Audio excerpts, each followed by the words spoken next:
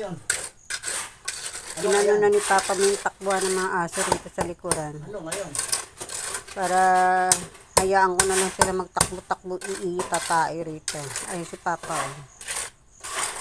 Nakakakuha ko ng trabaho na walang bayad. Wala nga nagbabayad. Ako nagbabayad.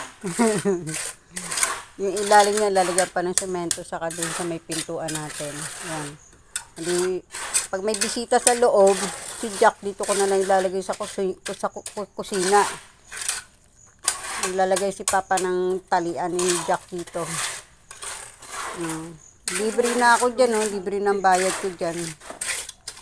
Hanggang dito yan, hanggang doon. Malapit kay Samantha. Ganyan.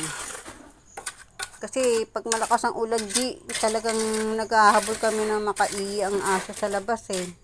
Dahil malakas ang ulan dito.